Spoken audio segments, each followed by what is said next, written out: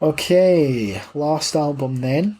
So this is See No Evil from the Glasgow-based multi-instrumentalist singer and rapper Becca Starr. We've actually had this album for a while now. It only came out a couple of weeks actually, so it's the most current album we're covering. But I think it was actually delayed for maybe a month or two. I think it was maybe supposed to come out in like May or June, something like that. But it's just come out on the 20th of August on In Black Records. So, in a similar vein to the likes of Bar's Fury or Slippery Trash Mouth that we've covered in the past, Becca's Scottish accent shines through, and her use of familiar Scottish turns of phrase just brings a smile on my face. I think the Scottish accent seems to be a sort of divisive aspect in hip hop, and it seems to turn a lot of people off. But I think that Becca Starr's mixture of kind of soul and R&B and hip hop is maybe a little easier to digest than some of the harsher sounding acts out there. So I'd be interested to see if that gets some people over the kind of Scottish rap thing, which I don't really understand, but it seems to be a thing. Absolutely is. Yeah, absolutely is. That puts people off. But was this your first introduction to Becca Starr? Yeah, man. Yeah. So I think I started off by listening to... what was the single? I can't remember. Maybe I Forgot or Tides, maybe? I can't remember off the top of my head which single I listened to first. It was the kind of lead single from the album. Maybe Fear of Death. Yeah, Fear of Death. For the fourth track on the album, Fear of Death. It's the first kind of Becca's song that I listened to, which was described in her kind of promo information as a blend between hip-hop and a pop ballad, which I thought was a pretty fitting description. I absolutely love the juxtaposition between her rap and spoken vocals and those soaring, lush, R&B-esque, almost, I've described it here, it sounds pretty wanky, but transcendental choral sections. I just think they're brilliant, and they really elevate not just this track, but the whole album to another level. And I think you're quite right in that, you know, if there's people out there who aren't sort of big on the whole kind of Scottish hip hop thing, they'll be ingratiated to that part of our act and part of our art, because that's phenomenal. It's really good, and I think this album really showcases our vocal range. Yeah, I mean, I think it was I Forgot was the first song that I heard way back whenever that was released, and similarly to Fear of Death, that really shows off Becca's singing prowess. Yeah, prowess is the word, and she's a really accomplished rapper as well as being just a tremendous singer. So I Forgot in particular, there's a real diverse array of kind of beats and instrumentals on this, and because on I Forgot it's got these really sort of aching beats, and the drums almost feel like they're recorded live. There's a sort of open kind of spacious kind of sound to them that I really like, and yeah, as soon as I heard this song I was basically hooked and excited to hear the rest of the album, and I'm glad to report that it's a really strong album. I Forgot is the second track, but the intro track needs to be mentioned, which is, I think it's just called Intro Track or something like that, but it's basically, it's like a spoken word monologue. It's kind of beat poetry kind of style, and it's almost like an open letter just describing who Becca is and what she's like as a person, and it's just an interesting way to open the album. I really like there's a sort of quite hopeful vibe to the instrumentals. There's this like tinkling piano, a bit of bounce to the bass. It's quite melodramatic in a way, and for whatever reason it reminds me of like the opening scenes of a rom-com, like a montage of someone going about their morning routine, like maybe rushing to work, and like there's a voiceover. You know what I mean? It starts with her kind of going, like, it's almost as if she's been like caught off guard. So in that respect, I can see how it would be a wee bit like a rom-com, because it's like, oh, hello. I'm pretty sure it starts by her saying that, doesn't it? And and by no means am I saying that it's shit because No, it's or like a twee or rom-com. It's anything the like exact opposite. I just think it's totally arresting, is what I'm trying to say. It just kind of stops you in your tracks. And then that goes into I Forgot, which is incredible. And then it goes into Tides, which is another really strong track. It's got more of a sort of tribal vibe. There's these sort of tribal kind of pipes. I think there's a little kind of more sort of grime in there, maybe. I'm not up on my grime, but there's a grimy element to it, I would say, to some of the rapping there. And again, it's got some really strong, soulful singing in the chorus, and I like in the second verse where the rapping sort of goes double time, picking up the pace, and it's really quite impressive. Yeah, for me, it was the lyrics themselves that really caught my attention on Tides. She kind of prophesises these kind of apocalyptical type scenarios, which at first sound a bit kind of fanciful, but if you actually take the time to sit and listen to them, it's exactly what's kind of happening. These kind of billionaires are quite literally kind of leaving the dying planet behind and leaving us in the shit, as it were. So really, really, really kind of topical, really clever. I really enjoyed them. Quite enjoyed the kind of tongue-in-cheek lyrics about being caught up in the rat race, that need that mortgage, need that car, rather than being focused on perhaps the kind of bigger issues that are at play. The lyrics throughout the album are really witty, really clever, and I think if you kind of, as I said, you know what I mean, sit down, take the time with them and really listen to them, I think you get a lot out of it. Some really important messages on the album as well. I'm kind of jumping ahead here, but like the 6th track, which, is this kind of spoken word piece, I for one really enjoyed that, really appreciated it. It's kind of, as I said, this kind of spoken word piece is laid over some moody and brooding soundscapes, obviously kind of dealing with like mental health and depression.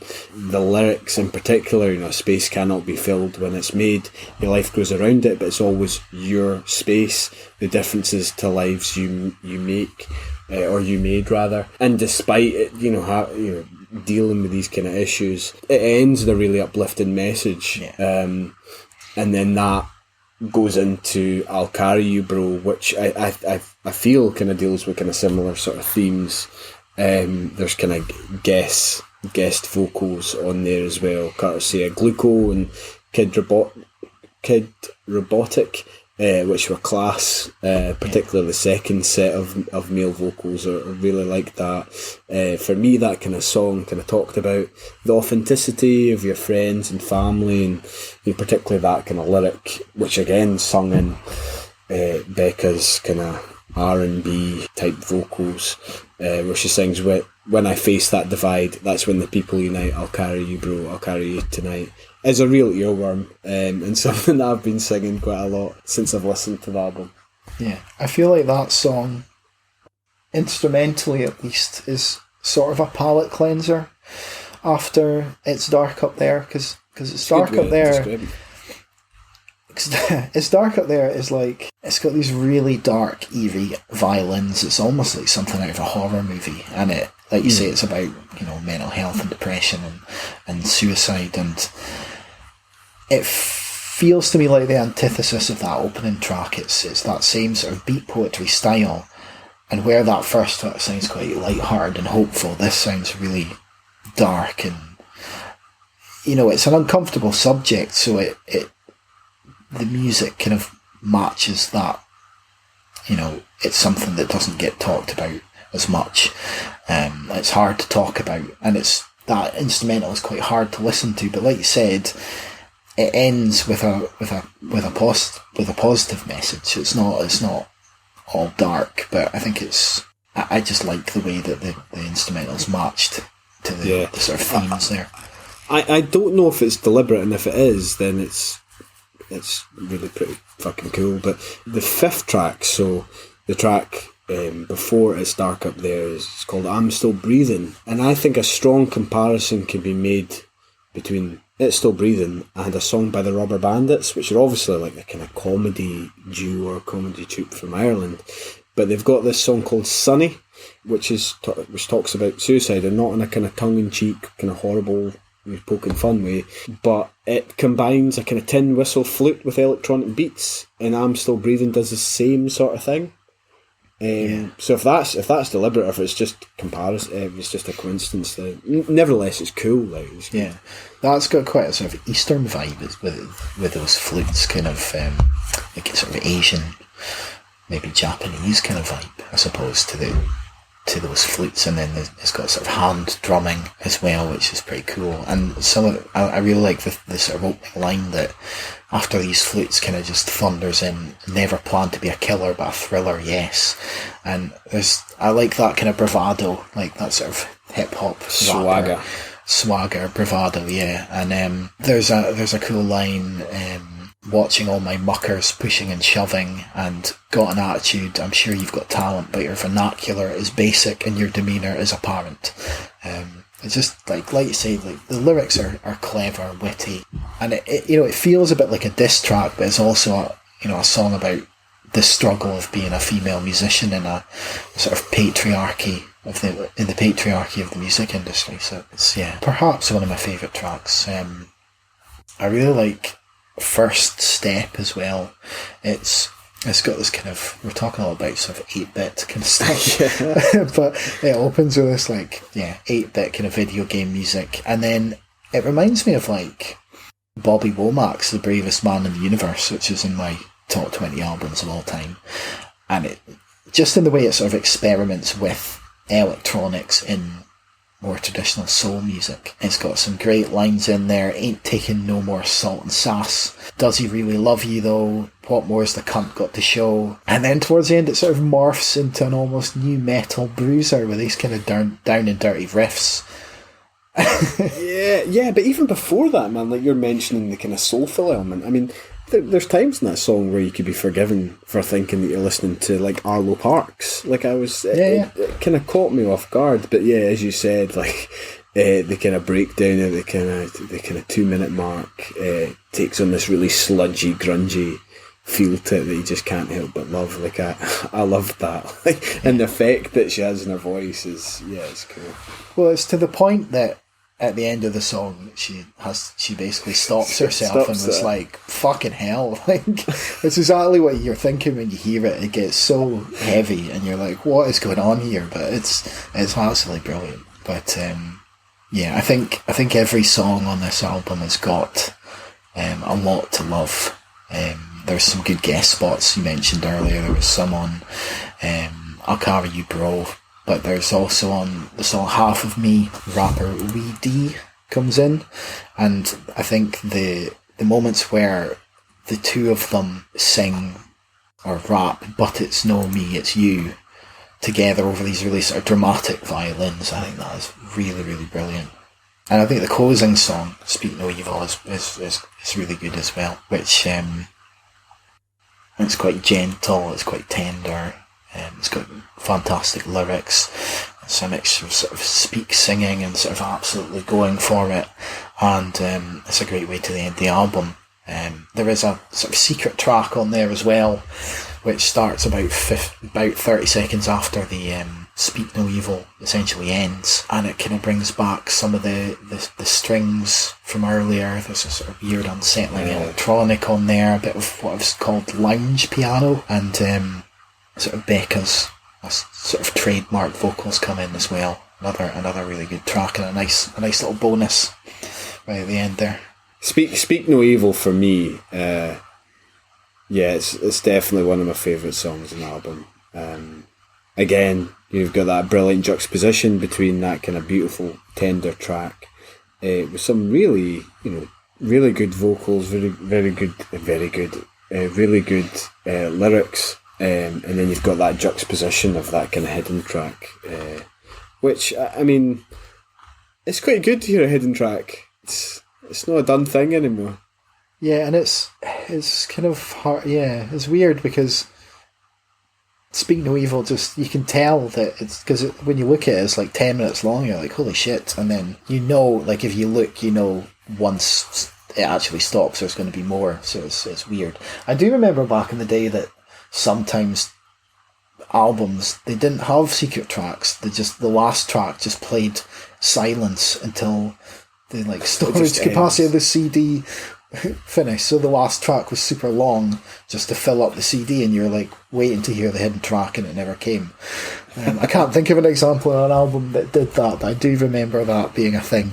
But yeah, secret tracks have kind of sort of died a death now that you just stream whatever. But yeah, it's nice to see. So, what have you given this? It's an album that really grew on me, man. I think it's incredibly put together, really well produced, a lot of depth and meaning, which I kind of really dug. I think that there's a great deal of variety on the album as well, as you quite rightly said. You really kind of don't know what you're going to get next, because I think like each song's different, and for that reason, I've given it a strong 8, possibly even a 9 out of 10. Yeah, I've gone for a 9. As I think it's a really, really good album. I think, like, musically, lyrically, and thematically, it's really ambitious, but at the same time, it's incredibly listenable. And I think this is by far the most impressive, like, album we've listened to in the sort of Scottish hip hop genre, I suppose, if you call that a genre. But it's much more than that. It's not just Scottish hip hop. It's soul and R&B and hip hop and pop as well. It's a really, really solid album. I think one I'm going to be going back to quite a lot, especially tracks like I Forgot and Fear of Death and First Step. Nice. Okay, so that was Speak No Evil by Becca Starr. My honesty ain't brutal, it's frugal. Reserved for those that know me through and through, yo. Yo, I'm dropping truth bombs when all the hope's gone. I'll stand strong and bandage up the broke bones. Ain't held your hand in so long. Wait for a minute, there's a fire in the bitch and it's difficult to get my swag on. Average limits get broken and spoken. Worse ideas tend to tag along. What is in my mind? Of it, I can't describe. Never plan to be a killer, but a thriller, yes. I beg, be kinder to yourself. Because it's dark up there, and that's the facts. This is what a different test. I've been pushing up my pressure from my toes to my chest. I repeat that the first step's the hardest. I repeat that the first step's the hardest. But it's no me, it's you. But it's no me, it's you. But it's no me, it's you. You can't teach me yet because you've not learned. It's not finished. It's finished.